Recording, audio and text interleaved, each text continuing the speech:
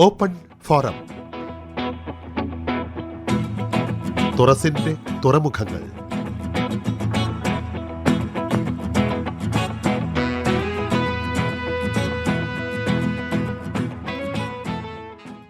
ഞാനൊരു 3.5 പതിറ്റാണ്ടിലേറെ കാലമായിട്ട് മാധ്യമപ്രവർത്തനം ചെയ്യുന്ന ഒരാളാണ്. 70കളുടെ അവസാനം 80കളുടെ ആദ്യത്തിലാണ് പത്രരംഗത്തേക്ക് ഞാൻ വരുന്നത്. അപ്പോൾ ആ കാലത്ത് എന്തുകൊണ്ടാണ് മാധ്യമരംഗത്തേക്ക് വരാനിടയായത് എന്ന ചോദ്യമുണ്ട്. സാധാരണ നിലയിൽ നന്നായിട്ട് പഠിക്കുന്ന വിദ്യാർത്ഥികളെ സംബന്ധിച്ചിടത്തോളം ആ കാലത്ത് ധാരാളം ഓപ്ഷൻസ് ഉണ്ട്. പക്ഷേ എന്നെ സംബന്ധിച്ചിടത്തോളം അധ്യാപനത്തിലേക്കോ റിസർച്ചിലേക്കോ ഒന്നും അല്ല ഞാൻ ആലോചിച്ചത്.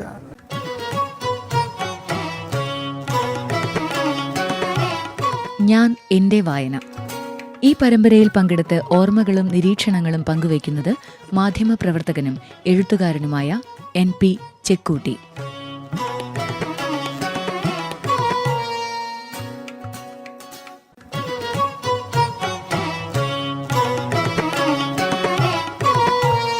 എൻ്റെ ഒരു വളരെ സ്വാഭാവികമായിട്ടുള്ള ഒരു ഓപ്ഷനായിട്ട് വന്നത് മാധ്യമപ്രവർത്തനമാണ്.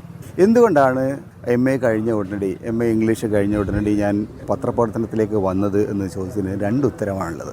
ഒന്ന്, പൊതുജീവിതത്തിൻ്റെ ഭാഗമായിട്ട് പൊതുപ്രവർത്തനത്തിൻ്റെ ഭാഗമായിട്ട് സ്വാഭാവികമായിട്ട് നമുക്ക് വരാവുന്ന ഒരു ഏരിയ പത്രപ്രവർത്തനമായിരുന്നു. 2, ആ തരത്തിൽ പൊതുജീവിതത്തെക്കുറിച്ചുള്ള ഒരു കാഴ്ചപ്പാട് ഉയർന്നു വരാനിടയായത് അത് വായന വഴിയാണ്. വായനയാണ് യഥാർത്ഥത്തിൽ വളരെ ചെറിയ കുട്ടിയായിരുന്ന കാലം മുതൽ എനിക്കൊരു ലോകവീക്ഷണം തന്നത്. ഞങ്ങൾ 60കളുടെ അവസാനത്തിൽ 70കളുടെ തുടക്കത്തിലുമൊക്കെ പഠിക്കുന്ന കാലത്ത് കേരളത്തിൽ വായന എന്ന് പറയുന്നത് ഒരു വലിയ പരിധി വരെ നിർണ്ണയിച്ചിരുന്നത് ബംഗാളിലെ സാഹിത്യമായിരുന്നു. യഥാർത്ഥത്തിൽ മലയാളി സാഹിത്യം ഉണ്ട്, നമ്മൾ എഴുത്തുകാരുണ്ട്, ഒക്കെ ആണെങ്കിൽ പോലും ഒരു പൊതു സമൂഹത്തിനോട് കൂടുതൽ ആഴത്തിൽ ആഭിമുഖ്യം പുലർത്തുന്ന കുറേയേറെ എഴുത്തുകാർ അന്ന് ബംഗാളിലുണ്ടായിരുന്നു. ബിമൽ മിത്രയെ പോലുള്ള ആളുകൾ, നാരായൺ ഗംഗോപാധ്യായെ പോലെയുള്ള ആളുകൾ, അവരുടെയൊക്കെ എഴുത്തുകൾ യഥാർത്ഥത്തിൽ വളരെയേറെ നമ്മുടെ തലമുറയെ വലിയ തോതിൽ സ്വാധീനിച്ചിട്ടുണ്ട് എന്നുള്ളത് വാസ്തവമാണ്. MN സത്യാർത്ഥിയാണ് ബംഗാളിലെ മിക്കവാറും എല്ലാ പ്രധാനപ്പെട്ട എഴുത്തുകാരെയും ജനകീയ വാരികയിലൂടെ മലയാളികൾക്ക് പരിചയപ്പെടുത്തിയത്. അത് കാമ്പിശ്ശേരി കരുണാകരൻ എന്ന് പറയുന്ന വളരെ പ്രഗത്ഭനായിട്ടൊരു പത്രാധിപർ മലയാളികൾക്ക് ചെയ്തൊരു വലിയ സംഭാവനയാണ്. സത്യാർത്ഥി സത്യത്തിൽ ആ കാലത്ത് ബംഗാളിൽ നിന്ന് വന്ന് ദേശീയ പ്രസ്ഥാനത്തിൻ്റെ ഭാഗമായി സുഭാഷ് ചന്ദ്രബോസിൻ്റെ കൂടെയൊക്കെ പ്രവർത്തിച്ച് വളരെ വളരെ വിപ്ലവകരമായിട്ടുള്ള ഒരുപാട് ജീവിത അനുഭവങ്ങളുള്ള ആൾ. പിന്നീട് അവസാന കാലത്ത് അദ്ദേഹം കേരളത്തിലേക്ക് വരികയും കേരളത്തിൽ മലയാളികളുടെ ഒരു പ്രധാനപ്പെട്ട എഴുത്തുകാരനായിട്ട്, ബംഗാളി സാഹിത്യം മലയാളത്തിലേക്ക് കൊണ്ടുവരുന്ന ഒരു എഴുത്തുകാരനായിട്ട് വരികയും ചെയ്തു. പിന്നീട് അതേമാതിരി ഇന്ത്യയുടെ മറ്റ് പല ഭാഗത്തുനിന്നുമുള്ള ഹിന്ദി പോലുള്ള ഭാഷകളിൽ നിന്ന് ഒക്കെ തന്നെ ധാരാളം എഴുത്തുകാരെ മലയാളികൾക്ക് പരിചയപ്പെടുത്തിയൊരു കാലമാണത്. 70കളിൽ മാതൃഭൂമി വാരികയ്ക്ക് അതിൻ്റെ ഒരു റിപ്പബ്ലിക് പതിപ്പുണ്ടായിരുന്നു. നമ്മളിപ്പോഴും ആലോചിക്കുമ്പോൾ ഇന്ത്യ എന്ന് പറയുന്ന ഒരു ദേശീയ സങ്കല്പം, ഇന്ത്യയുടെ ഈ വൈവിധ്യം, ഇന്ത്യയുടെ ഈ അസാധാരണമായ വർണ്ണവൈവിധ്യം, അത് അന്ന് മാതൃഭൂമി ആഴ്ചപ്പതിപ്പിൻ്റെ റിപ്പബ്ലിക് പതിപ്പുകളിലൂടെയാണ് ഞങ്ങളെപ്പോലുള്ള യുവതലമുറ കണ്ടത്. ഇന്ത്യയുടെ ദേശീയത്വം എന്ന് പറയുന്നത് എനിക്ക് തോന്നുന്നത് അന്ന് മലയാളി വായനക്കാർക്ക് പല കഥകളിലൂടെ, പ്രത്യേകിച്ച് ഇന്ത്യയിലെ എല്ലാ ഭാഷകളിൽ നിന്നുള്ള കഥകൾ ഈ പതിപ്പിൽ, പ്രത്യേക പതിപ്പിൽ അന്ന് വന്നിരുന്നു. സാധാരണ നിലയിൽ നമുക്കൊരിക്കലും വായിക്കാൻ കഴിയാത്ത സിന്ധി ഭാഷയോടെ, ഡോഗ്രി, അത് ഈ ജമ്മു കാശ്മീരിനകത്തുള്ള ആ ഒരു പ്രദേശത്തുള്ളൊരു ഭാഷയാണ്. സിന്ധി ആക്ച്വലി പഴയകാല സിന്ധിലെ ഭാഷയാണ്. സിന്ധി ഇപ്പം നമ്മുടെ ഇന്ത്യയുടെ പോലും അല്ല. പക്ഷേ സിന്ധി ഭാഷയിലും ഡോഗ്രി ഭാഷയിലും അതുപോലെ തന്നെ മണിപ്പൂരി ഭാഷയിലും അങ്ങനെയുള്ള ഇന്ത്യയുടെ പല കോണുകളിലുള്ള എഴുത്തുകാരെ പരിചയപ്പെടാൻ കഴിഞ്ഞു എന്നുള്ളത് 70കളിൽ വളരെ ചെറുപ്പത്തിൽ തന്നെ അത് കഴിഞ്ഞു എന്നുള്ളത് ഒരു വലിയ ത്രസിപ്പിക്കുന്ന അനുഭവം തന്നെയായിരുന്നു. അതാണ് ഇന്ത്യയുടെ ഒരു divergence, depth of cultural divergence. അതാണ് നമ്മൾ മനസ്സിലാക്കേണ്ടത്. മറ്റൊരു രാജ്യത്തിനും ഇല്ലാത്ത വിധത്തിലുള്ള ഒരു സാംസ്കാരികമായിട്ട് വൈവിധ്യം നമുക്കുണ്ട് എന്ന് ഈ വായനയിലൂടെയാണ് എനിക്ക് മനസ്സിലാക്കാൻ കഴിഞ്ഞത്. തീർച്ചയായും അതിനുശേഷം കുറെ കൂടി ഡീപ്പായിട്ട്, കുറെ കൂടി ആഴത്തിലുള്ള വായനയ്ക്ക് വേണ്ടിയുള്ള ശ്രമങ്ങൾ നടത്തിയിരുന്നു. പ്രധാനമായിട്ട് എന്നെ സംബന്ധിച്ചിടത്തോളം എൻ്റെ പ്രധാന മേഖല എന്ന് പറയുന്നത് വായനയുടെ കാര്യത്തിൽ ഞാൻ ചരിത്രവും അതുപോലെ തന്നെ സാമ്പത്തിക ശാസ്ത്രവുമാണ് പ്രധാനമായിട്ട് അക്കാലത്തും പിന്നീട് ഞാൻ വായിക്കാൻ ശ്രമിച്ചിട്ടുള്ളത്. ഇന്ത്യയുടെ ചരിത്രത്തെക്കുറിച്ച്, ഇന്ത്യയുടെ സംസ്കാരത്തെക്കുറിച്ച് ഉള്ള വായന പ്രധാനമായിട്ടും എനിക്ക് തോന്നുന്നത് അന്ന് ആദ്യമായിട്ട് ആ നിലയിലേക്ക് ചിന്തിച്ച സമയത്ത് വന്നിരിക്കുന്ന ആദ്യത്തെ പുസ്തകങ്ങളിലൊന്ന് ഇന്ത്യയെ കണ്ടെത്തൽ എന്നുള്ള പുസ്തകമായിരുന്നു. നെഹ്റുവിൻ്റെ ഡിസ്കവറി ഓഫ് ഇന്ത്യ എന്നുള്ള പുസ്തകം. അതേപോലെ തന്നെ വളരെ ചെറുപ്പത്തിൽ ഒരു അച്ഛൻ മകൾക്കയച്ച കത്തുകൾ എന്ന പേരിൽ മാതൃഭൂമി മലയാളത്തിൽ പ്രസിദ്ധീകരിച്ചിട്ടുണ്ടായിരുന്നു, ഇംഗ്ലീഷിലുണ്ട് അത്. അതേ തരത്തിൽ ഗ്ലിംസസ് ഓഫ് വേൾഡ് ഹിസ്റ്ററി എന്നുള്ള പേരിൽ ഒരു പുസ്തകം നെഹ്റു തന്നെ ഉണ്ടായിരുന്നു. അത്തരത്തിൽ അത്തരത്തിൽ നിരവധി പുസ്തകങ്ങൾ ഇന്ത്യൻ സംസ്കാരത്തെക്കുറിച്ച്, ഇന്ത്യൻ ചരിത്രത്തെക്കുറിച്ച്, നമ്മുടെ ദേശീയ പ്രസ്ഥാനവുമായി ബന്ധപ്പെട്ടുകൊണ്ട് വന്നിട്ടുണ്ടായിരുന്നു. അത് പിന്നീട് കുറേ കൂടി ആഴത്തിലുള്ള ഇന്ത്യ ചരിത്രത്തെക്കുറിച്ചുള്ള അന്വേഷണത്തിലെങ്കിലും എത്തിയപ്പോഴാണ് ഇന്ത്യയുടെ ചരിത്രത്തിൻ്റെ പ്രാധാന്യം, ഇന്ത്യയുടെ ചരിത്രത്തിൻ്റെ ആഴങ്ങൾ മനസ്സിലാക്കാൻ രണ്ട് പ്രധാനപ്പെട്ട എഴുത്തുകാരാണ് എന്നെ സഹായിച്ചത്. ഒന്ന് ഡോക്ടർ എസ് രാധാകൃഷ്ണനാണ്. ഡോക്ടർ എസ് രാധാകൃഷ്ണൻ ഇന്ത്യൻ ഫിലോസഫിയുടെ ഒരു ഹിസ്റ്ററി എഴുതിയിട്ടുണ്ട്. ആ സത്യത്തിൽ ഇന്ത്യൻ ചരിത്രത്തെക്കുറിച്ചും ഇന്ത്യൻ സംസ്കാരത്തെക്കുറിച്ചും ആലോചിക്കുന്ന മുഴുവൻ ആളുകളും നിർബന്ധമായിട്ടും വായിച്ചിരിക്കേണ്ട ഒരു പുസ്തകമാണ് ഈ ഇന്ത്യൻ സംസ്കാരത്തെക്കുറിച്ചുള്ള ഡോക്ടർ എസ് രാധാകൃഷ്ണൻ്റെ പുസ്തകം. അതേപോലെ തന്നെ അത് അഡ്വാൻസ് ഹിസ്റ്ററി ഓഫ് ഇന്ത്യ, ഇന്ത്യയുടെ ഒരു വികസിത ചരിത്രം, ഭാരത ബൃഹത് ചരിത്രം എന്ന പേരിൽ അന്ന് അത് ഡോക്ടർ ആർ സി മജൂംദാർ ആണത് ആ പുസ്തകം എഴുതിയിരിക്കുന്നത്. അത് ഇന്ത്യയുടെ ഒരു ആദ്യകാല ചരിത്രത്തെക്കുറിച്ചുള്ള വളരെ ആഴത്തിലുള്ള, വളരെ വിശദമായിട്ടുള്ള ഒരു ധാരണ നമുക്ക് തരുന്ന പുസ്തകമാണ്. പഴയ ബ്രിട്ടീഷ് കാഴ്ചപ്പാടിൽ നിന്ന് മാറിയിട്ട് വിൻസെൻ്റ് സ്മിത്തിനെ പോലുള്ള ആളുകൾ ഇന്ത്യയെ വിഭജിക്കുന്ന തരത്തിലുള്ള സംസ്കാരത്തിൻ്റെ ഒരു രാഷ്ട്രീയമാണ് അവരുടെ എഴുത്തിൽ കൊണ്ടുവന്നിരുന്നത്. വിൻസെൻ്റ് സ്മിത്ത് പ്രത്യേകിച്ചും ഇന്ത്യൻ സംസ്കാരത്തെ, ഇന്ത്യയുടെ ചരിത്രത്തെ ആദ്യം ഹിന്ദു കാലഘട്ടം, പിന്നീട് മുസ്ലിം കാലഘട്ടം, പിന്നീട് ബ്രിട്ടീഷ് കാലഘട്ടം എന്ന മട്ടില്ല, ക്രിസ്ത്യൻ കാലഘട്ടം എന്നല്ലത്. യഥാർത്ഥത്തിൽ ഇന്ത്യൻ സംസ്കാരത്തിൻ്റെ ഹിന്ദു മുസ്ലിം ഡിവിഷനിലേക്ക് നയിക്കുന്ന തരത്തിലുള്ള ആശയങ്ങൾ ഇന്ത്യ ചരിത്രത്തിൽ കുത്തിവെച്ചിട്ടുള്ളത് വിൻസെൻ്റ് സ്മിത്തിനെ പോലെ ബ്രിട്ടീഷ് കൊളോണിയൽ ചരിത്രകാരന്മാർ. അതിനെ മാറ്റിയിട്ട് ഇന്ത്യയുടെ സാംസ്കാരികമായിട്ടുള്ള ഐക്യം, വ്യത്യസ്തമായിട്ടുള്ള സാംസ്കാരിക ധാരകൾ ഇന്ത്യയിലേക്ക് വന്നപ്പോൾ പല സ്ഥലത്തുനിന്ന് വന്നിട്ടുണ്ട്. കുഷാനന്മാർ വന്നിട്ടുണ്ട്, ഹൂണന്മാർ വന്നിട്ടുണ്ട്, ഗ്രീക്കുകാർ വന്നിട്ടുണ്ട്, തുർക്കികൾ വന്നിട്ടുണ്ട്, ഇങ്ങനെ നിരവധി ആളുകൾ, അഫ്ഗാനികൾ വന്നിട്ടുണ്ട്, മുഗളന്മാർ വന്നിട്ടുണ്ട്.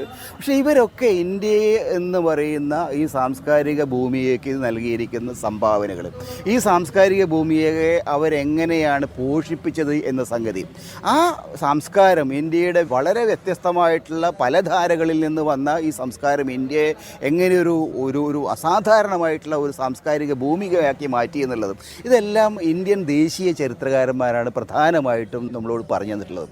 ഇന്ത്യയുടെ ഈ സാംസ്കാരികമായിട്ടുള്ള ഈ ഒരു എന്താ പറയുക, ഈ കൾച്ചറൽ സിംബയോസിസ് എന്നുള്ളൊരു കോൺസെപ്റ്റാണ് യഥാർത്ഥത്തിൽ MGSനെ പോലുള്ളവർ സാംസ്കാരികമായിട്ടുള്ള സിംബയോസിസ്, പലതരത്തിലുള്ള സാംസ്കാരികമായിട്ട് ആ തരത്തിലൊരു സിംബയോട്ടിക് റിലേഷൻഷിപ്പ് ഇന്ത്യയിലെ വിവിധ സംസ്കാരങ്ങൾ, ജനങ്ങൾ തമ്മിൽ ഉണ്ടായിരുന്നു എന്നുള്ള ഒരു കാഴ്ചപ്പാട് ഇന്ത്യയുടെ ദേശീയ ചരിത്രകാരന്മാരാണ് പ്രധാനമായിട്ടും നമുക്ക് നൽകിയത്. ആർ സി മജൂംദാറിനെ പോലുള്ള എഴുത്തുകാർ അതിൽ വലിയ പങ്ക് വഹിച്ചിട്ടുണ്ട്.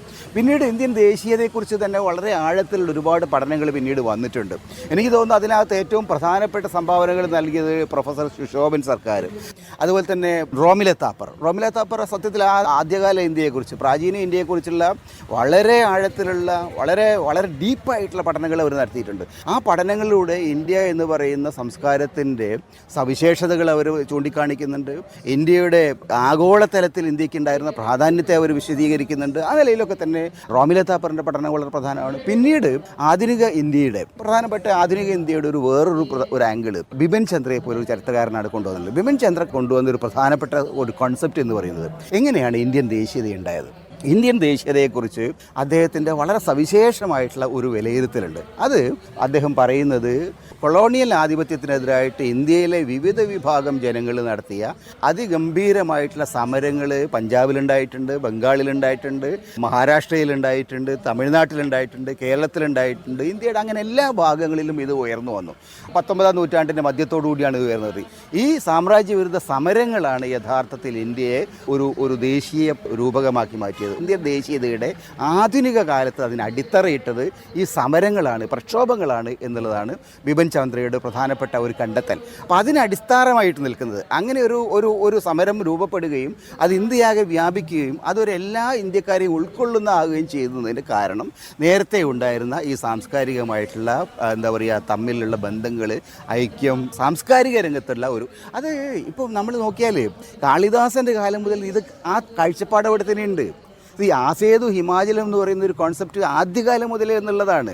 മനസ്സിലായി? ആ ഒരു കാഴ്ചപ്പാട് ഇന്ത്യയുടെ സംസ്കാരത്തെയും ഇന്ത്യയുടെ രാഷ്ട്രീയത്തെ പിൽക്കാലത്തും എങ്ങനെ ഒന്നിച്ച് ഒരു ദേശീയ രാഷ്ട്രീയത്തിലേക്ക് കൊണ്ടുവന്നു എന്നുള്ളതാണ് ബിപിൻ ചന്ദ്രയെ പോലുള്ള ആളുകൾ കണ്ടെത്തിയിരിക്കുന്ന പ്രധാനപ്പെട്ട ഒരു സംഭാവന. എനിക്ക് തോന്നുന്നു നമ്മൾ വായനയുടെ നോക്കിക്കഴിഞ്ഞാൽ എഴുത്തിൻ്റെ കാര്യത്തിൽ, നോവലുകളുടെ കാര്യത്തിലൊക്കെ നിരവധി എഴുത്തുകാർ ആ തരത്തിലുള്ള ഇന്ത്യൻ ദേശീയതയെ വികസിപ്പിക്കുന്ന, ഇന്ത്യൻ ദേശീയതയ്ക്ക് കൂടുതൽ ഡെപ്ത് നൽകുന്ന നിരവധി എഴുത്തുകാർ നമുക്ക് ആ സമയത്ത് കാണാൻ പറ്റും. ആനന്ദമഠം പോലെയുള്ള നോവലുകൾ അങ്ങനെയുള്ള അതൊക്കെ തന്നെ ഞങ്ങളുടെയൊക്കെ ചെറുപ്പത്തിൽ ഞങ്ങളുടെ വായനയെ വലിയ തോതിൽ വികസിപ്പിച്ചിട്ടുണ്ട് എന്നുള്ളതാണ് എനിക്ക് പറയാനുള്ളത്.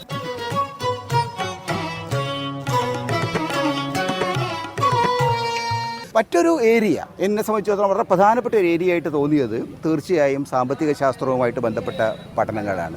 കാരണം ആ കാലത്ത് ഇന്ത്യയെ സംബന്ധിച്ചിടത്തോളം ഇന്ത്യയുടെ യുവതലമുറയെ സംബന്ധിച്ചുള്ള ഏറ്റവും പ്രധാനപ്പെട്ട മേഖലകളൊന്ന് വികസനവുമായിട്ട് ബന്ധപ്പെട്ട പഠനങ്ങളാണ്. വികസന പഠനങ്ങൾ, സാമ്പത്തിക ശാസ്ത്ര പഠനങ്ങൾ ഇത് വളരെ പ്രധാനമായിരുന്നു. കാരണം ഒരു സാമൂഹിക ശാസ്ത്ര രംഗത്ത് പ്രവർത്തിക്കുന്ന ആളെന്ന നിലയിൽ, അതുപോലെ തന്നെ ഒരു മാധ്യമ രംഗത്ത് പ്രവർത്തിക്കുന്ന ഒരാളെന്ന നിലയിൽ ഇന്ത്യയുടെ പ്രശ്നങ്ങളെ, ഇന്ത്യയിലെ സാധാരണ ജനങ്ങളുടെ പ്രശ്നങ്ങളെ, ഗ്രാമീണ ജനങ്ങളുടെ പ്രശ്നങ്ങളെ, ഇന്ത്യയുടെ വികസനത്തിൻ്റെ പ്രശ്നങ്ങളെ ജനങ്ങളുമായിട്ട്, അധികാരികളുമായിട്ട് ബന്ധിപ്പിക്കുക എന്നുള്ളൊരു ചുമതല ഞങ്ങൾക്കൊക്കെ ഉണ്ടായിരുന്നു. അപ്പോൾ ഞാൻ ഇന്ത്യൻ എക്സ്പ്രസ് പ്രവർത്തിക്കുന്ന കാലത്തായാലും ശരി, പിന്നീട് മറ്റു പത്രങ്ങളിൽ പ്രവർത്തിക്കുന്ന കാലത്തായാലും ശരി, ജനങ്ങളുടെ സാധാരണ ഗ്രാസ് റൂട്ട് ലെവലുള്ള ജനങ്ങളുടെ ദൈനംദിന പ്രശ്നങ്ങളെ ഇന്ത്യയുടെ പോളിസി മേക്കിങ്ങുമായിട്ട് ലിങ്ക് ചെയ്യുന്ന ഒരു പ്രക്രിയ, അത് വളരെ പ്രധാനപ്പെട്ട ഒരു ചുമതലയായിരുന്നു. അപ്പോൾ അതിന് സാമ്പത്തിക രംഗത്തും സാമൂഹിക രംഗത്തും ഉണ്ടായ മാറ്റങ്ങളെക്കുറിച്ചുള്ള ഒരു കുറേയൊക്കെ ആഴത്തിലുള്ള ഒരു അണ്ടർസ്റ്റാൻഡിങ്, ഒരു തരത്തിലുള്ള അവയർനെസ് വളരെ പ്രധാനമായിരുന്നു. അതിലെനിക്ക് തോന്നുന്നത് സാമ്പത്തിക ശാസ്ത്ര പഠനങ്ങളിൽ അമർത്യ സെന്നിനെ പോലുള്ള ആളുകളുടെ പഠനങ്ങളാണ് അന്ന് ഏറ്റവും കൂടുതൽ സഹായിച്ചിട്ടുള്ളത്. അതുപോലെ തന്നെ ഇന്ത്യയുടെ ദാരിദ്ര്യത്തെക്കുറിച്ചുള്ള പഠനങ്ങൾ, ജീൻ ദ്രീസ് തുടങ്ങിയ ആളുകൾ, ഇന്ത്യയുടെ യഥാർത്ഥത്തിൽ പിന്നോക്കാവസ്ഥയെക്കുറിച്ചുള്ള പഠനങ്ങൾ, ഈ തരത്തിലുള്ള പഠനങ്ങൾ സാമ്പത്തിക ശാസ്ത്ര രംഗത്ത് വളരെ ഉണ്ടായിരുന്നു. ഡോക്ടർ കെ എൻ രാജനെ പോലുള്ള ആളുകൾ, എനിക്ക് തോന്നുന്നു മലയാളി എഴുത്തുകാരിൽ ആ കാലത്ത് ഏറ്റവും കൂടുതൽ നമ്മളെ സഹായിച്ചിട്ടുള്ളത്, ഇന്ത്യയെക്കുറിച്ചുള്ള കൃത്യമായിട്ടുള്ള കാഴ്ചപ്പാട് ഉണ്ടാക്കാൻ സഹായിച്ചിട്ടുള്ള ഒരാൾ ഡോക്ടർ കെ എൻ രാജനെ പോലുള്ള ഒരു പണ്ഡിതനാണ്. അതാണ് അദ്ദേഹം പിന്നീട് ഡൽഹി യൂണിവേഴ്സിറ്റിയിലൊക്കെ ആയിരുന്നു. അദ്ദേഹം പിന്നീട് തിരുവനന്തപുരത്ത് വന്നു. തിരുവനന്തപുരത്ത് വികസന പഠന കേന്ദ്രം, സെൻറ്റർ ഫോർ ഡെവലപ്മെൻറ്റ് സ്റ്റഡീസ് എന്ന സ്ഥാപനം തുടങ്ങി 74-ലോ 75-ലോ എങ്ങാണ്ടാണ് അതിൻ്റെ ആരംഭം കുറിക്കുന്നത്. സി അച്യുതമേനോനാണ് അദ്ദേഹം ഇവിടെ കൊണ്ടുവരുന്നത്. പക്ഷേ തിരുവനന്തപുരത്ത് ഡോക്ടർ കെ എൻ രാജ് കൊണ്ടുവന്ന വികസന പഠന കേന്ദ്രം കേരളത്തിൻ്റെ സാമ്പത്തിക ശാസ്ത്ര മേഖലയിൽ, സാമൂഹിക ശാസ്ത്ര മേഖലയിൽ വലിയ തോതിലുള്ള സ്വാധീനം അന്ന് ചെലുത്തിയിട്ടുണ്ട്. ഞങ്ങളെപ്പോലെ വിദ്യാർത്ഥികൾക്ക് അത് വളരെ വളരെ സഹായകരമായിരുന്നു. അങ്ങനെ നിരവധി വളരെ പ്രഗത്ഭരായിട്ടുള്ള പണ്ഡിതന്മാർ 80-കളിലും 90-കളിലും ഒക്കെ ആയിട്ട് കേരളത്തിൻ്റെ വികസനവുമായിട്ട് ബന്ധപ്പെട്ട കാര്യങ്ങൾ വളരെ ആഴത്തിലുള്ള പഠനങ്ങൾ നൽകിയിട്ടുണ്ട്. ഇതെല്ലാം മാധ്യമപ്രവർത്തകൻ എന്ന നിലയിൽ എനിക്ക് എന്നെ സംബന്ധിച്ചിടത്തോളം എൻ്റെ പ്രവർത്തനത്തെ, എൻ്റെ ജോലിയെ, ആ ജോലി വളരെ ഫലപ്രദമായിട്ട് നിർവഹിക്കാൻ സഹായിച്ചിട്ടുള്ള ഒന്നായിട്ടാണ് എനിക്ക് തോന്നുന്നത്.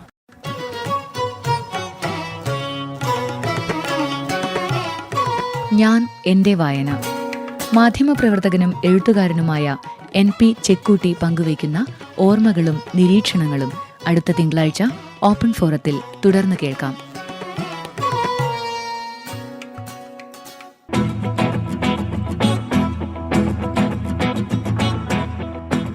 Open forum.